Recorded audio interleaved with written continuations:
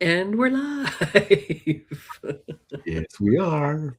Welcome to episode 8 of How to Thrive as a Human in an AI World. I'm Stephanie Barnes, and this is Simo Rotarin, and we have two wonderful guests. Kingsley Akins and Lucas Wunsch are joining us today. And so I'll let them both introduce themselves. I'll say a couple of words about themselves before we get started on the conversation. Kingsley, do you want to go first? Okay, thank you. My name is Kingsley Akins, bit of a mouthful. I live in Dublin, Ireland, but I spent most of my life working in other countries around the world. So I was in Australia for 8 years, and I was in the US for 15 years. I was in France for a while. And I worked for promoting inward investment into Ireland, promoting export promotion. And then I ran a philanthropic organization called the Ireland Funds.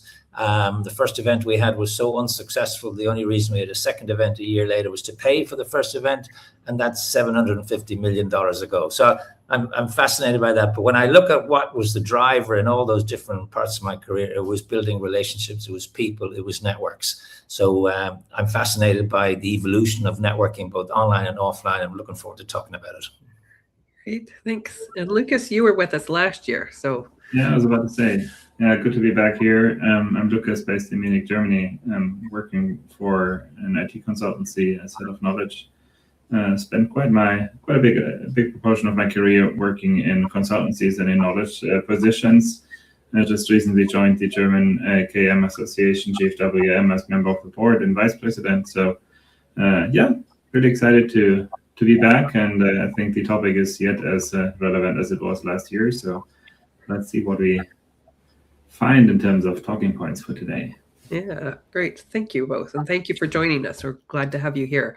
And it was so nice. I'm going to say it was so nice to see and meet both of you. Well, in Lucas's case, again, in Dublin a few weeks ago. So I love being remote and working remotely, but it's also really nice to meet in person.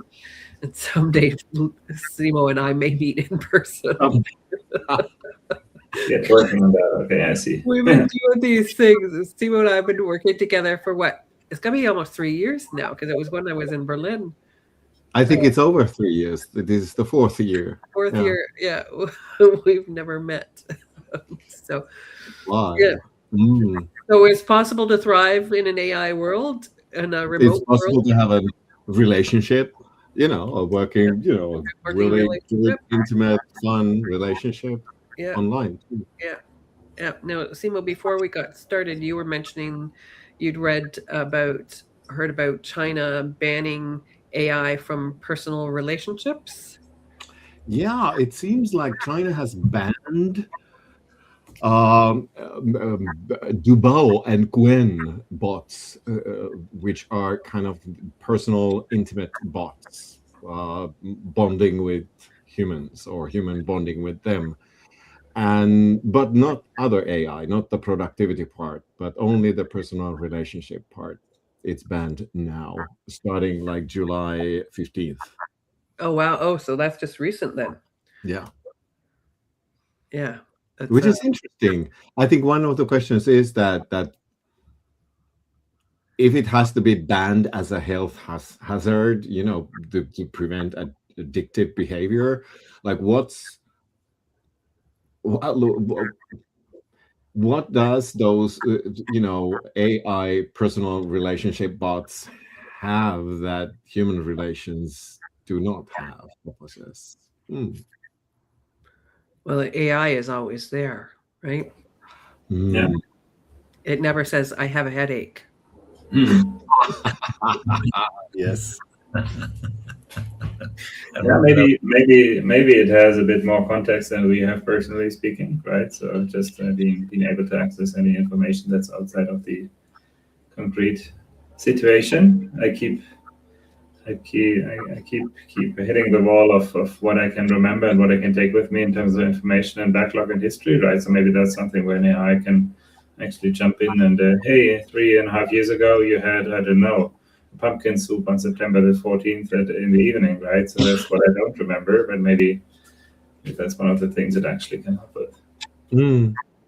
The other thing I would just mention before we came on air is that the world is kind of racing to put AI into classrooms, but actually Norway just announced this week that they're banning AI for kids aged between 6 and 13. They'll get no access to AI in the schools. Those aged 14 to 16 can use it, but only with supervision of a teacher. And the older kids are allowed to get into it just because it prepares them for kind of university sort of life. And Norway's, it's an interesting country in many sorts of ways. They actually banned smartphones from schools in 2024 after research in 400 middle schools showed that actually there was less bullying and better grades where phones were restricted in classes. So, it's just interesting and indicative of how different countries are dealing with this issue. Yeah. Well, I'm not sure if it was Norway. It might have been. It was definitely a Nordic country, though, that was going away from iPods or iPads and screens in the classroom to actual physical textbooks. Yeah. I know. And teaching handwriting again, because of the benefits of that on your brain, right? So, I mean, I look at this in a kind of a bigger societal context in that, and I go into schools and colleges and I teach kids how to be better at networking. And, networking is all about relationships and all about building those connections, etc. And pretty much every company I go into to do this work say the same thing about the next generation. And I got to be careful, I'm not dishing on the next generation, but they say that the next generation are fantastic, deductive, analytical, and completely crap at soft skills. So they will text, not talk, and they will not pick up a phone. So that's the next challenge. We just spend a gigantic amount of time. So what they're saying to me is that there's 5 kind of contemporaneous challenges that companies are facing. There's less business development, there's less learning on the job, particularly for the next generation coming through. There's less serendipity, luck, and chance encounters. There's less company loyalty, and there's less company culture. Now, they're all pretty big issues.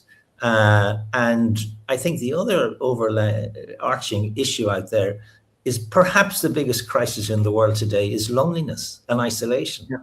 And the Harvard longitudinal study on aging, which has been going on for like 80 years, is the great one, says that loneliness and isolation are more damaging and limiting to your longevity than 3 things: alcohol, obesity, and drugs. Wow, that kind of puts it right up there. So I do think we got to be careful we're not starching the humanity out of our lives by living on screens. And I'll finish by saying, if you ask people, and all of us on this call, if you look back in your life, what were the most memorable experiences? Were they spent in front of a screen, or were they spent with other people? And most people, I think, would go for the latter answer.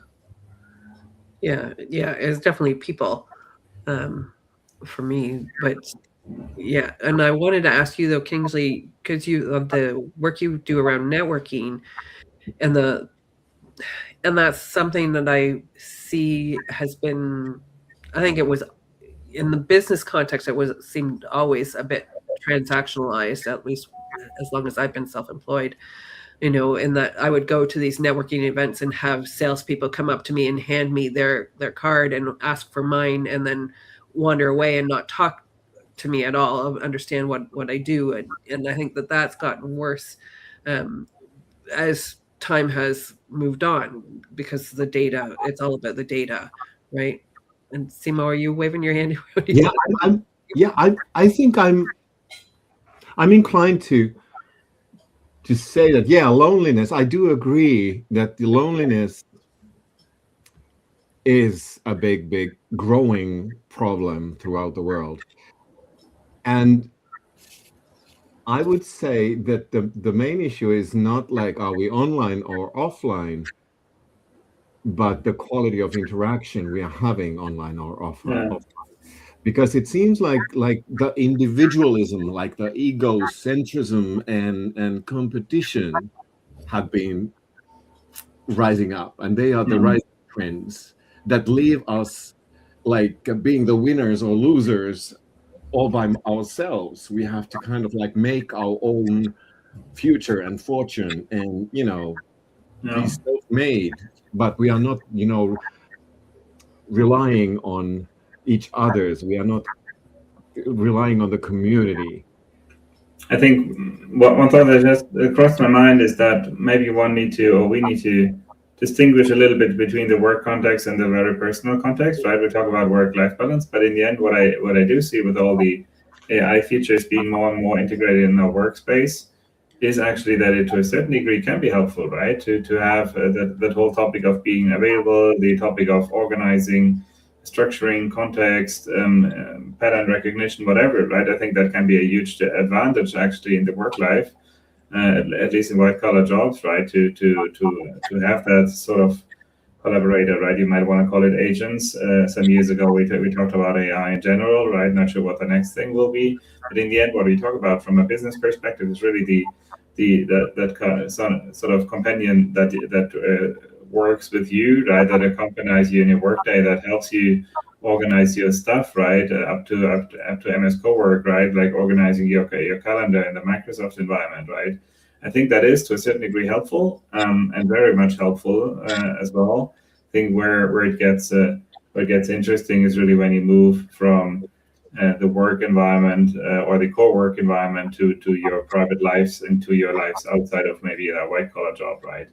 Where one really needs to kind of, I think what we need is to even more than before, we need to switch on our work life, and we need to switch it off once we finish our jobs, right? And I think that's what's getting more and more challenging with AI being on your mobile phones or wherever, right?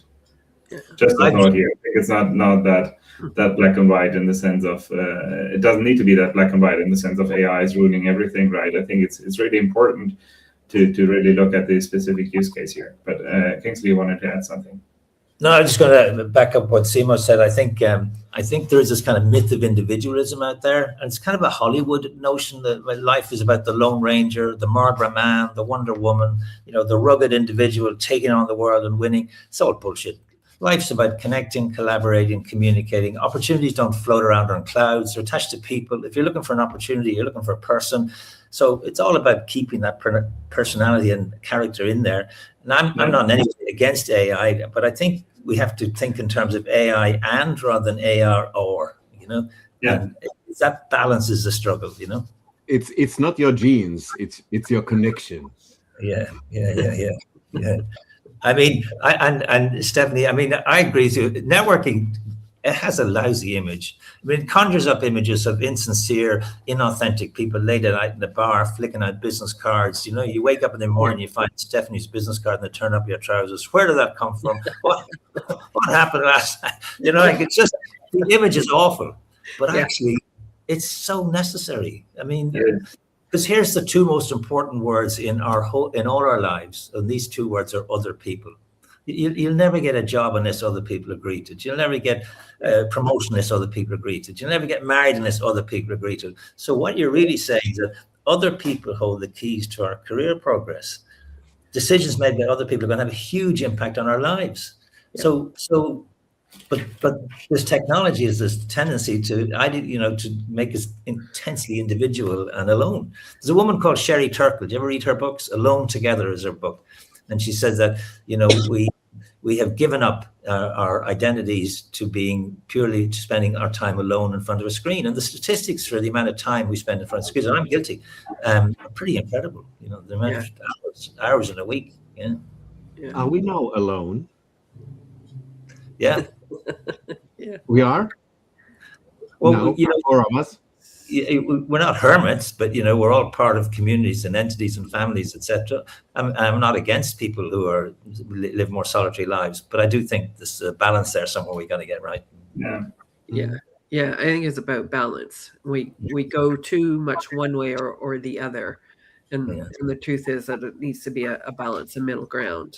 So that we don't seem to have a lot of luck in finding. Yeah, but I do feel like the balance is important, right? In both ways. I mean, there's got to be some push towards AI. I mean, we gotta, let's be fair, right? One way or the other, we need to indulge into the AI world, right? We need to at least be in there to figure out what works for us and what not, right? But also we need to work in our professional lives. We need to work in our private lives. And we need to decouple, let's say, from everything technological that's around us, right? But in the end, what I do see is just get a tell before we went online, right? I'm just about to write an article for a book on personal KM, right?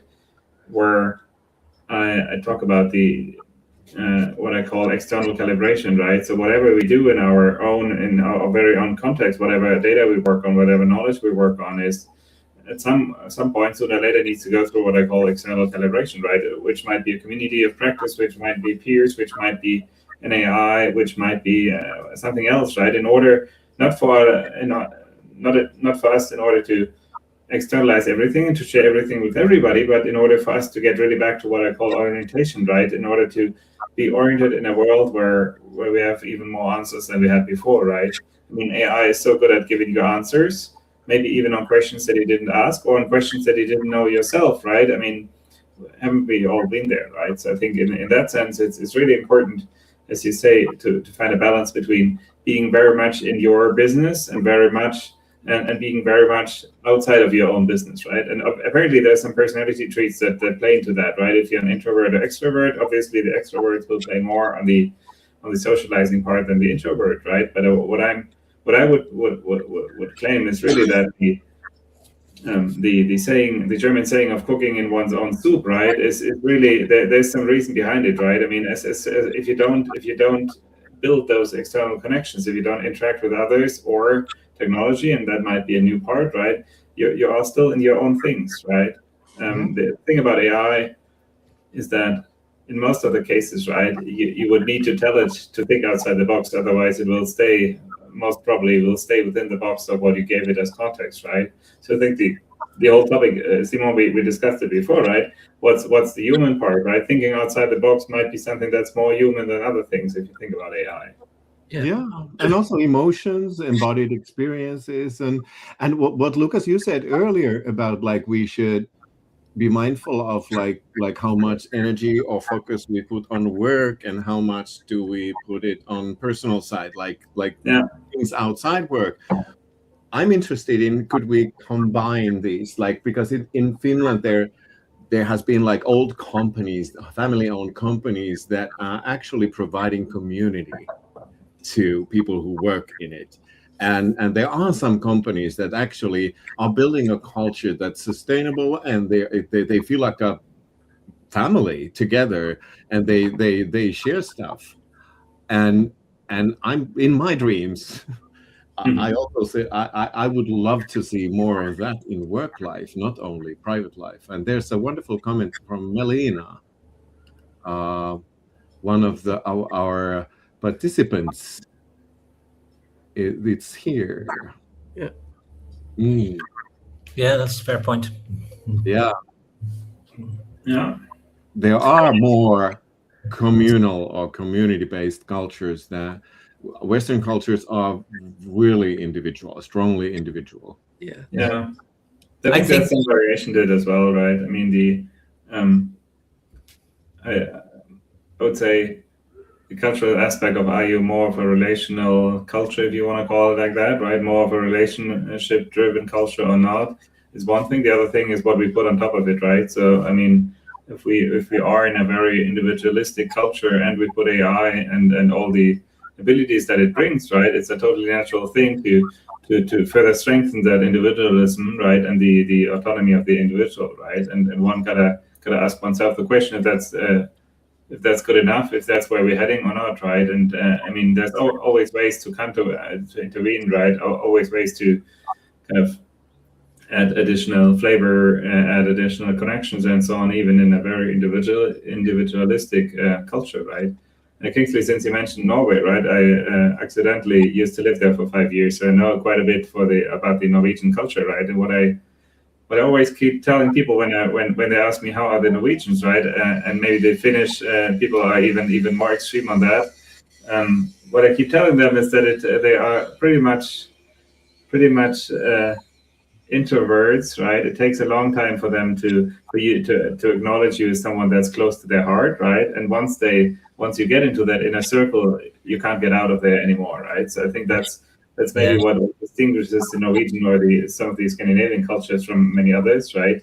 But so I think there's something about culture and what you make out of it and how culturally aware you actually are. and then the notion of what AI does to that, right? So it's about amplification of what's already there, right? And you can easily transfer that, I think, to an organizational context. And they look into that a bit in the sense of AI adoption and so on, right? Claiming that AI adoption is more about visualizing how an organization works than actually helping it move forward in the first place, right? So we gotta figure out where we are, and AI might be even either a door opener or quite a big surprise, right? And then once you cut to that moment of truth, you can actually work with it, right? Instead of AI to do the magic by just plugging it in. Yeah. I mean, I'm sure we all agree it's not going away.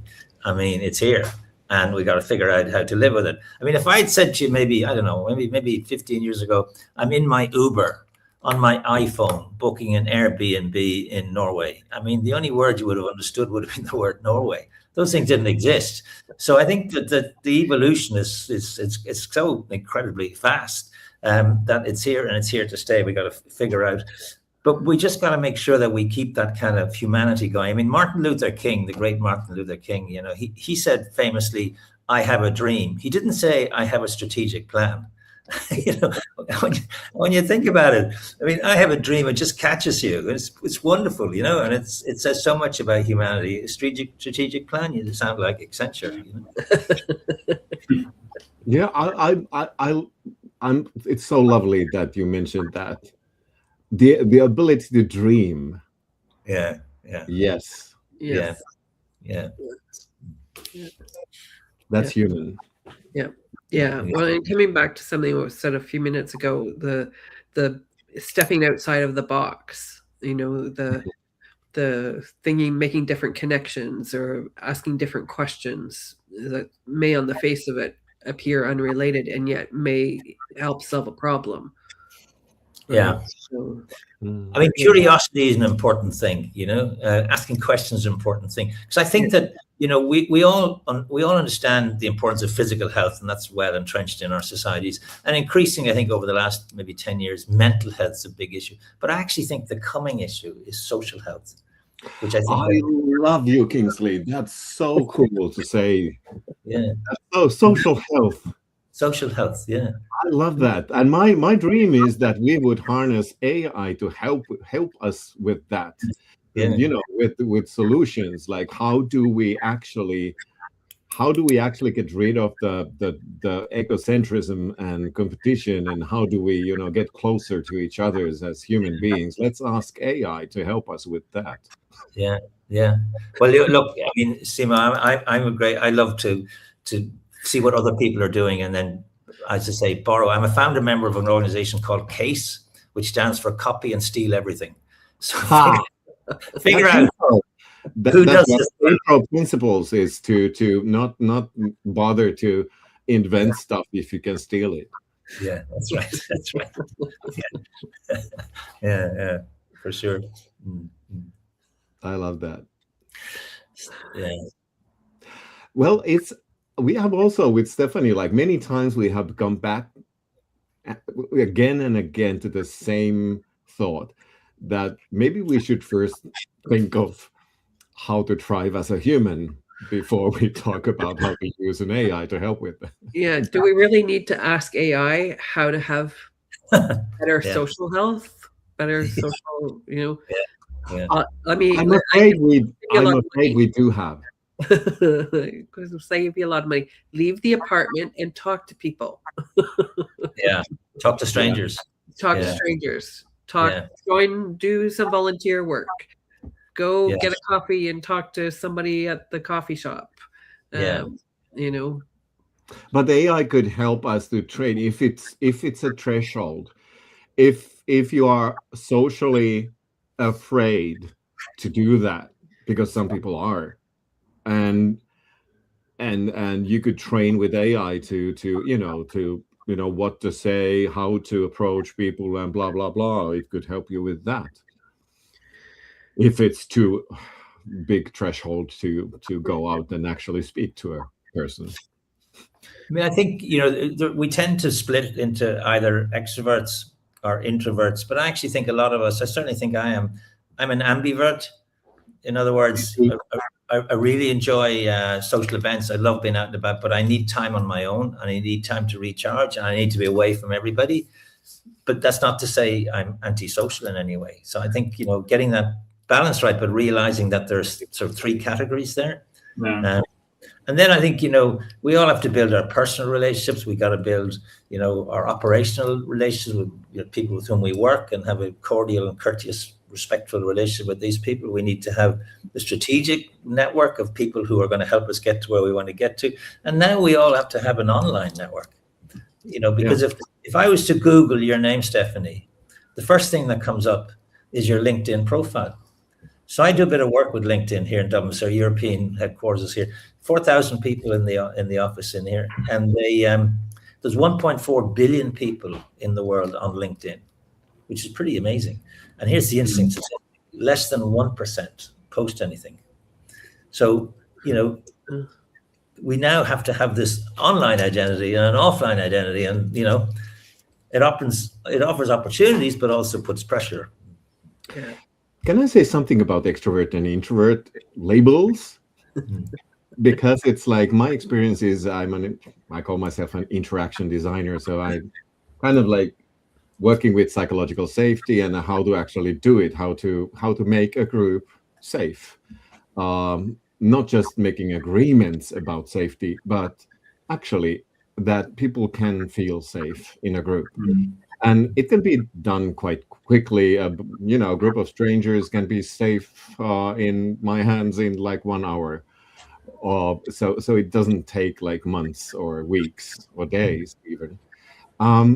The thing is that my experience in 30 years has been that the people who call themselves or are labeled introverts or extroverts start to behave differently in a safe group. The introverts start to speak, and the extroverts dare to shut up and listen for once. Extroverts shut up? Really? Yeah, because that's actually a survival mechanism for social stress. Because it's like, if you speak like blah, blah, blah, blah, blah, and enjoy it, then you prevent other people from saying something that undermines your statement. Right. Yeah. So in a way, it's a social strategy to survive the stress of it. Yeah. Part of it, at least. But anyway, so I think psychological safety, or the quality of interaction, how do we interact with each other's online or offline, is more valid than labeling people that they are you're an introvert, you're an extrovert, or ambivert. Sure.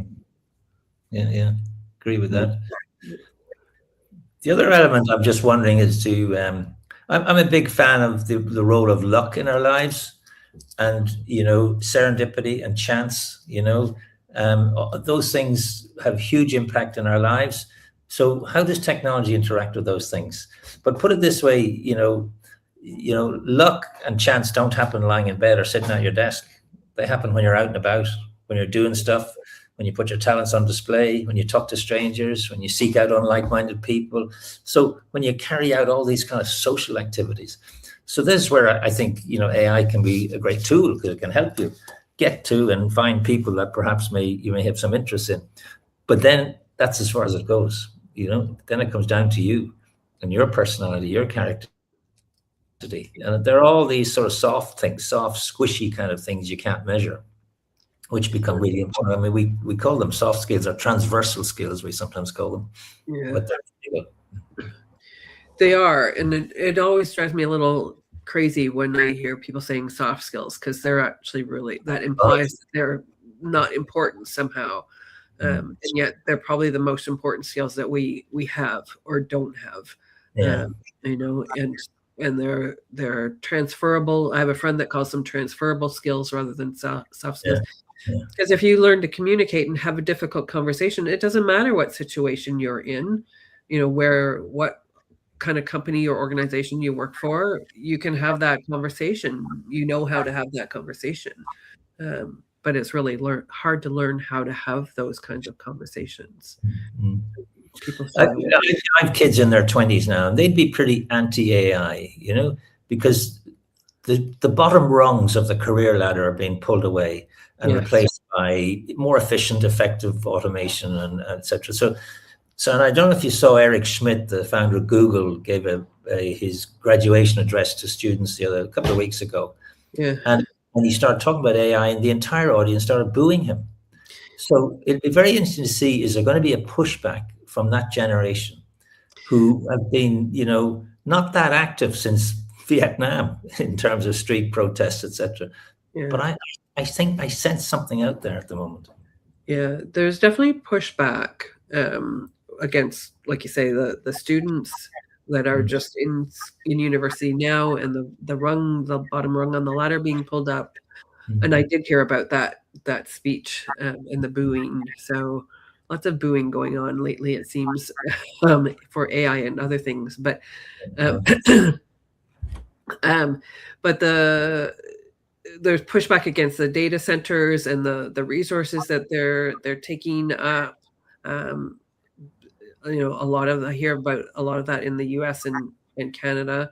The water and things that their electricity that they're taking up. I don't know I don't hear, and I think it's probably just because I'm not in Europe. Is there talk about the data center issue in Europe as well? For sure. Yeah. It uses so much water, Yeah. electricity. And I mean, the sheer statistics for the amount of the national output of these areas which are going to go into data centers is massive. So I think the other issue is the people behind, the leaders behind these AI companies, quite a strange breed. They got some pretty wacky ideas about the world, but they're incredibly powerful now.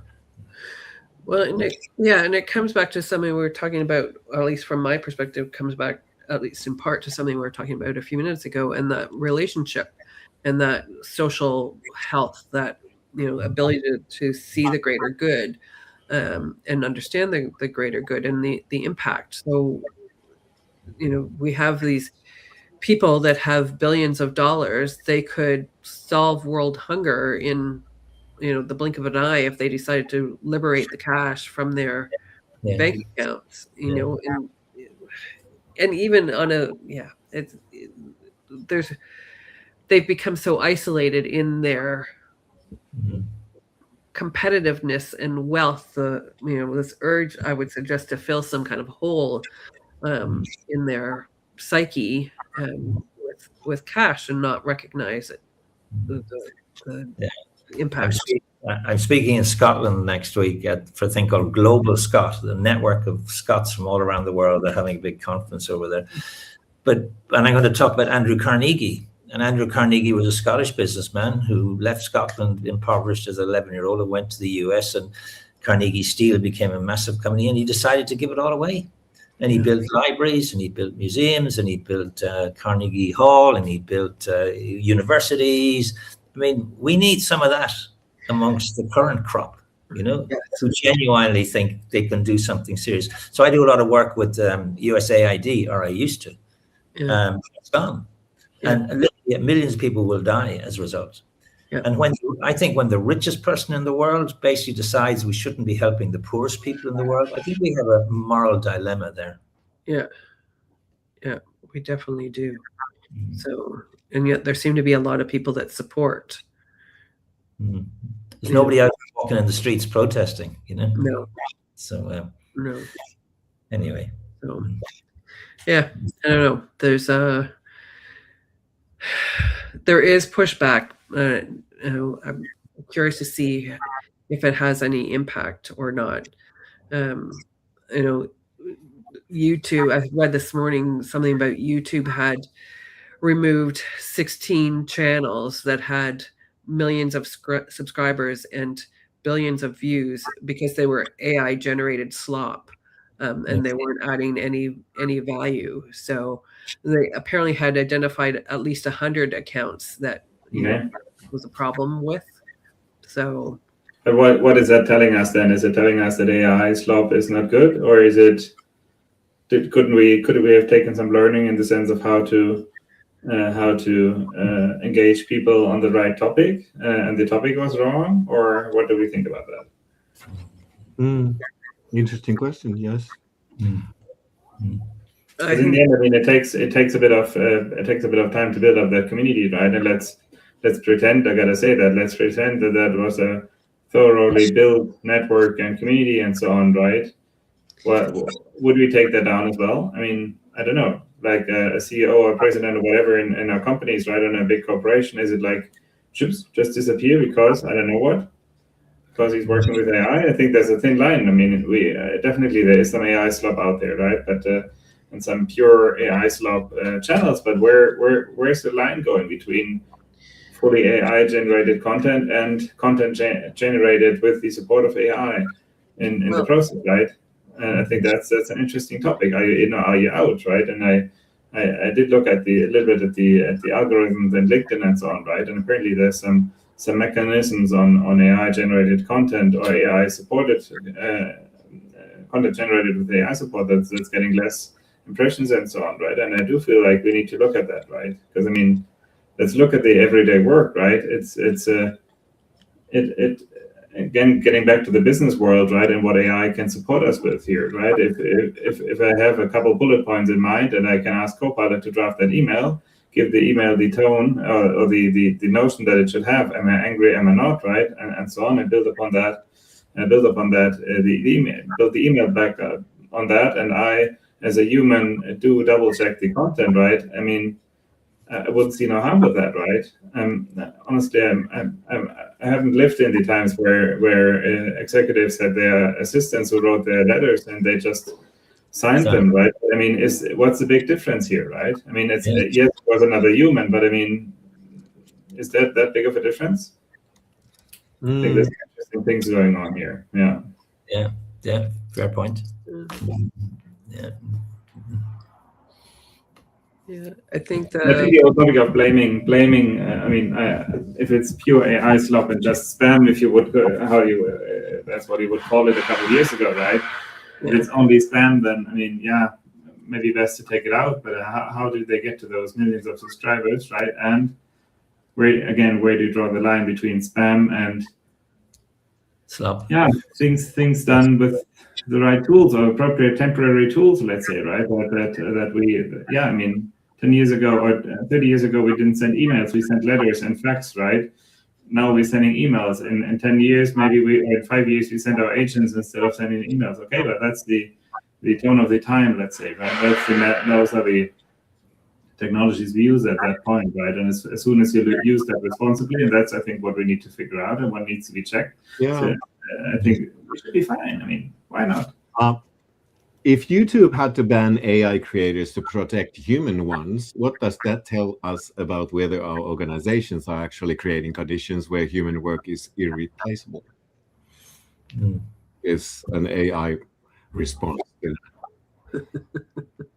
But would you say, Simo, that if AI is replacing a lot of the kind of, if you like, drudgery, a lot of the lower level work, let's say 20% of that work goes to, would you not think that allows these organizations to focus more on the higher value, in an ideal world, yes. Yeah. But in the end, what we shouldn't forget about, right? I mean, I as you might see, I have plenty plants in my apartment, right? But I haven't found the tree where senior leaders are growing on, right? So I think in the end, I think there's also, I mean, one thing is the social health topic. The other thing is that we still need to educate our people, right? We still need to onboard them. We still need to build experience because, again, it doesn't live on trees, right? I have plenty strange trees, but I haven't seen 10 years of experience growing on them, right? So I think that's maybe another work model, right? Where we could do what we did call traineeship or so 10 years ago, right? A traineeship between a human and an AI. So they go in pairs and they do co-creative learning and so on, right? And they grow together. They have additional capacity, right? So I don't know, half an FTE of human skills and 1 FTE on AI. So you have 1.5 FTE in one person. Great. So then you can bridge the time between that human person has built that experience, right? And you could properly onboard him, right, or her. But again, what I see here is really, I mean, maybe people are expecting people who are 15 years old and have 20 years of work experience. I mean, for me, that doesn't really work, right? Maybe AI can onboard people. Yeah, it can, but again, it needs some direction, right? I mean, there's some great coming from the knowledge point of view. I think there's some great use cases for that, right? And I do interfere with the thought of second brains and digital twins and so on quite a bit these days, right? I'm not the biggest fan. You gotta be mindful of the scope, right? But if it's really about an offboarding and an onboarding experience and really moving on or passing on the most crucial part of knowledge, I mean, that's maybe a totally valid use case for AI, right? As long as you build the bridge and as long as you keep the human aspects in there. Well, I think if those lower level jobs go, where are the middle level people going to come from? Yeah. In other words, like you have people who do quite basic sort of stuff as get into this profession, whatever profession they choose, and that leads on to the middle level, and then leads on to leadership and higher level. So, so I think if we have a mass of unemployed kids in their 20s, you know, they're only going to get angry and do stuff. Yeah, but again, what's there for our successors, right? What's there for the coming generations? Is it like waiting, I don't know, maturing by talking to AI, and then suddenly I'm employed for a VP or a CEO level job? I'm not sure if that's how it's going to work, right? Yeah. Not to talk about spending your day in a mindful way, right? Or in a thoughtful and in a productive way. Yeah. Anyway. Yeah. And there are less and less young people being born in the world, in the Western countries at least. Yeah, in Western countries at least. So, well, what do you think of the articles which appeared in the last few weeks saying that these companies are now hiring philosophy graduates over computer graduates? Basically on the basis, I mean, I remember hearing an interview with the head of in BP, British Petroleum, and he was asked, why do you hire classics graduates from Oxford and Cambridge? And he said, should have happened earlier. Yeah, he said, because classics graduates from Oxford and Cambridge sell more oil, which I thought was a really thoughtful kind of answer. In other words, if somebody is good enough, smart enough to be able to do Greek and Latin in Oxford and Cambridge, they're going to be pretty good at whatever they turn their hand at. So this notion that the humanities as third level university courses will not disappear because they're kind of non-practical or functional in some way. Actually, I think it was quite a healthy response. I think that there was this kind of pushback, and that philosophy graduates were actually being hired at a higher rate than computer graduates. I've heard that. Yeah. I can imagine that they're more valuable in the workforce just because they're more well-rounded, you know, and less specialized. I was thinking, while you were talking, like, there are 4 young adults in 22, 23, 24, 25 range that immediately come to my mind that I know, and 3 out of the 4 of them are either going into jobs, apprenticeship programs, or one is through a program that is a yoga teacher, instructor, like that's what she's going to do, at least for the foreseeable future. No interest in finishing university. 2 of them finished university, 2 of them didn't. But they, you know, are not, they don't want to continue on with university, do a master's degree or do a PhD, which seems to be what's required now. They want to get out and be self-sufficient, and so an apprenticeship or, you know, something that's not requiring great amounts of higher education is appealing to them. They don't want to be 30 years old and still living at home or struggling to get by. Not that in Canada they'll be able to buy a house anyway because of the housing prices here, but, you know, certainly be able to get out and live independently. So, you know, that's yeah. It's interesting to see the shift, because I don't know that would have happened 30 odd years ago when I was graduating high school. That was everybody went to university or college. So, I think there's a shift there towards more programs. I'm not sure the university model will continue to exist at the same level because it's so expensive. Certainly in North America, it's very, very expensive. And after 4 years, then you're paying that off for decades, and then you want to go and do a postgrad on 70 or 80,000, and maybe AI will be a way of producing equivalent sort of outputs in terms of student ability without spending 4 years doing it. Well, most jobs really don't, and I read this somewhere earlier this year, I think it came from Superbloom, a book that I read, that most jobs really don't require higher education. They could be done with a high school education. That's the society, the competition has sort of pushed people towards this higher education. But this is why you get people being bored and disengaged at work, is because their jobs really don't require education. Huge intellect. Yeah, that's probably a fair point. We are running out of time soon, but I would love to hear like a short round of everyone of a final thought. Well, for now, not the final, but semi-final thought of how could we thrive with AI. I think Kingsley, I'm gonna steal your other people metaphor here, right? I think we can work drastically well with AI as our companion, as long as we are mindful of the other people, however they might be defined for a very concrete context.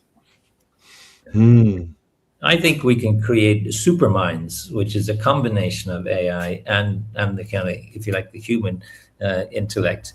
And I think the human have to retain the ultimate rubber stamp and retain that control. But I think there's this potential that both of those two dynamics together are going to be really formidable and can really begin to tackle some of the huge issues the world's facing, which we neither can do on their own. But with that supermind between AI and the human, I think that's the opportunity.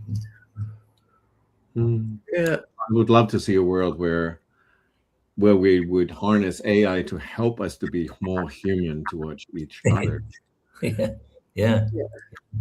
I think you leave the AI to analyze the data and and we as humans do the judgment and the relationship building and nurturing and mental health. When I was a young kid, I asked my mother, "What do you think I should be when I grow up?" And she said, "Be kind." I thought it was a really simple piece of advice. Be kind. And I think kindness is a really important thing. Mike Ryan is a guy who was head of with WHO, the World Health Organization out of Switzerland. And he said the most important single thing in life now is kindness, and we can all express it and do it. And every day we can be kind and outreach to people and reach out and all that kind of stuff. It's not rocket science. Could we end with this? With the kindness thing, because I think that's a beautiful thing to end with. Okay. What do you say, Stephanie? Yep, sounds like a good idea. So thank you for joining us. Thank you so much. We'll look forward to seeing you again sometime. Take care. All right. Bye. Thanks, guys. Bye-bye.